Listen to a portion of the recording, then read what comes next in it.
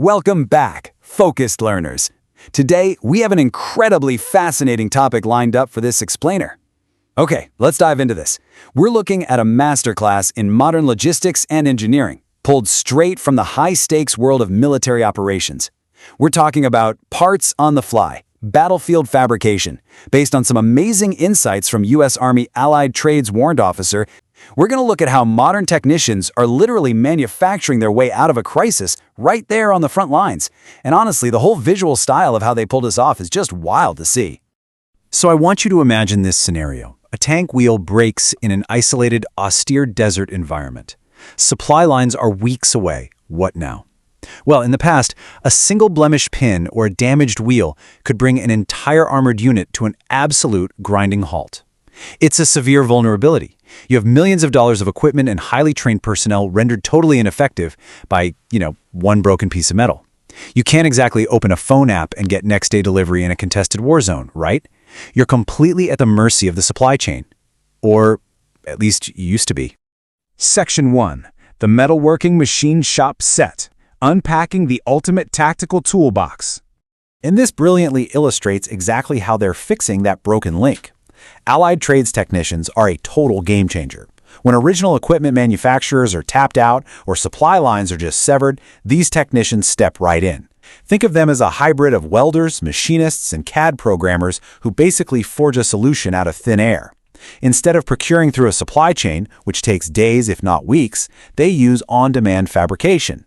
That shrinks the timeline to mere hours or maybe a couple of days. Fabricating parts directly on the fly saves the military an incredible amount of critical time and money. But the real kicker? It minimizes downtime for the warfighter. Because in combat, time isn't just money. Time is literally safety. Let's look inside this mobile arsenal. It's called the Metalworking Machine Shop Set, or MWSS. Honestly, the visual style of this thing is like dropping a state-of-the-art modern factory right into the dirt. It's got 2 expandable shelters, just packed with heavy-duty fabrication tools. You've got the blinding sparks of welding equipment and plasma cutters shaping raw metal, right next to automated CNC, that's computer numerical control, lathes and mills doing subtractive manufacturing to carve parts out of solid blocks of aluminum. And right beside all of that, fused filament 3D printers, running layer by layer for additive manufacturing. It's the whole shebang, a completely self-sustaining manufacturing hub, just dropped into a combat zone. Let's move to and see how this builds into Section 2, the digital workbench, drafting the blueprint to battlefield. Now, before any sparks fly or metal gets cut, the work actually kicks off on a screen.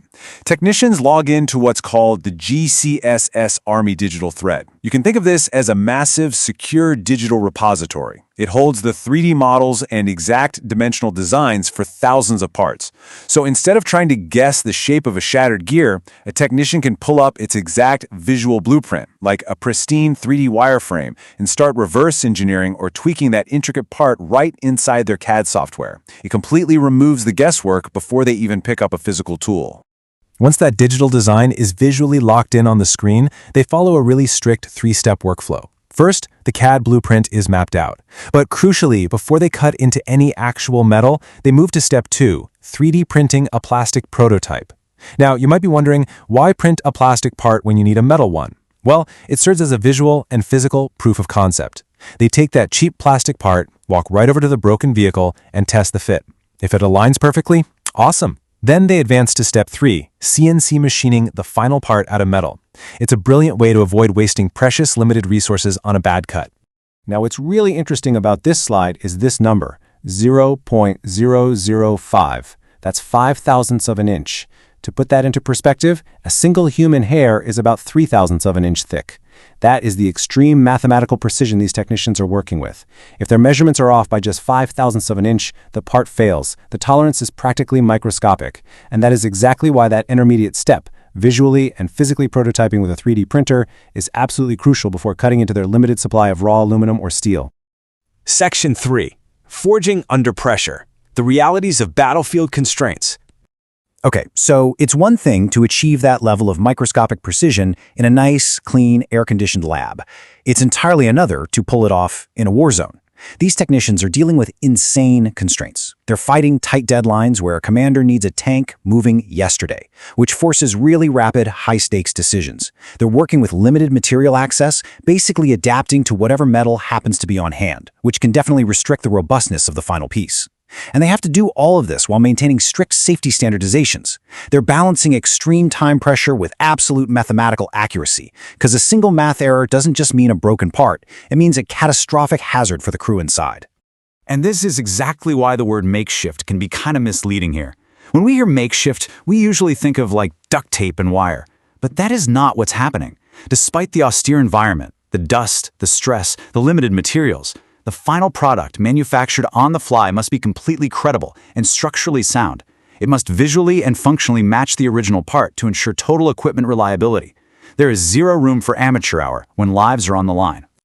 So, the crucial point is, Section 4, mission critical, welding it together for operational readiness.